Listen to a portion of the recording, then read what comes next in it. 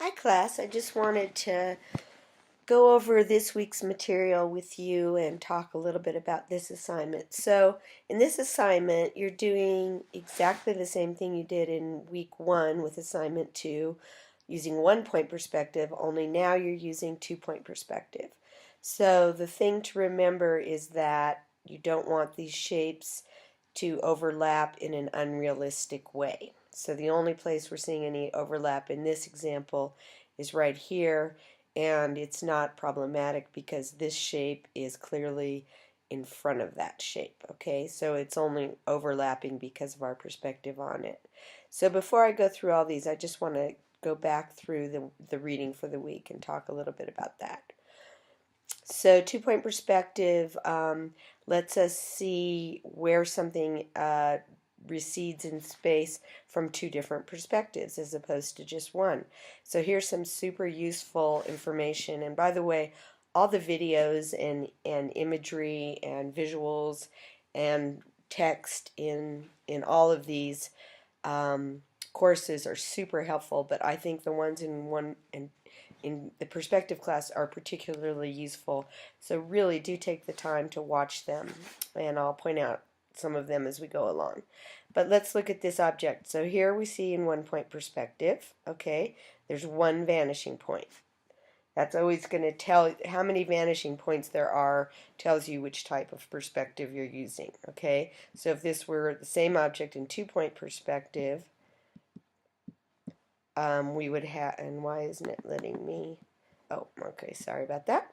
So there we see there's 2 vanishing points, okay? So you're using this shape, which is basically a rectangle, excuse me, and you're seeing it from a different vantage point. Okay, so here's an exterior with 1-point perspective, so our vanishing point is going to be back there.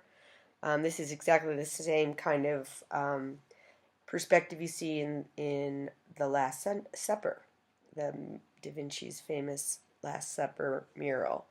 Just a little aside. Okay, here's an exterior, slightly different perspective, and there's our 2 vanishing points. Notice one is really close to the picture, one is really far away. Okay, and here's an interior in 1-point perspective, so I bet you can guess where the vanishing point's going to be, and every single thing recedes to that vanishing point.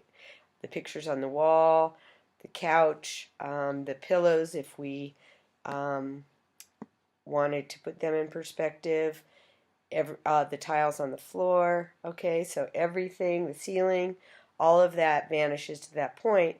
But when you look at this image without the lines on, it's not that obvious. We're so used to seeing things in perspective.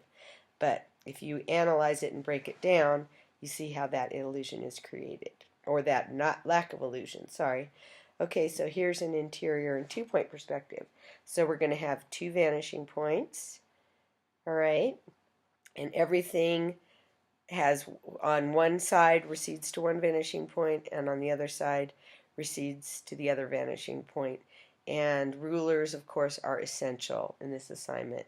So the tiles on the floor, all the shapes, the pictures, everything is receding to one of the 2 vanishing points. Okay? So do take your time.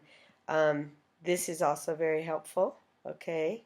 So there's your 2 vanishing points. Once you get into 2-point perspective, they're often not in the picture, the vanishing points. Okay? All right, so here's another little demonstration of what you're looking at. Okay, I think this is a little confusing because these lines here look parallel, but in reality, out in space, they're going to be converging at the same vanishing point. They do not remain parallel. Okay, so let's see where we are. Okay, so how to draw prisms in 2-point perspective. Okay, this is super useful. So do take the time to go through all this. All right, all of these are very helpful for guiding you through this process. All right, it couldn't be simpler.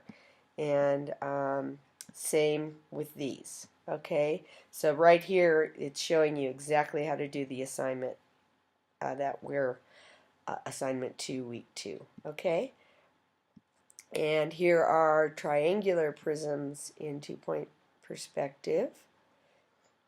All right, so you can see how you can walk through this. And a triangular prism is like a pitched roof.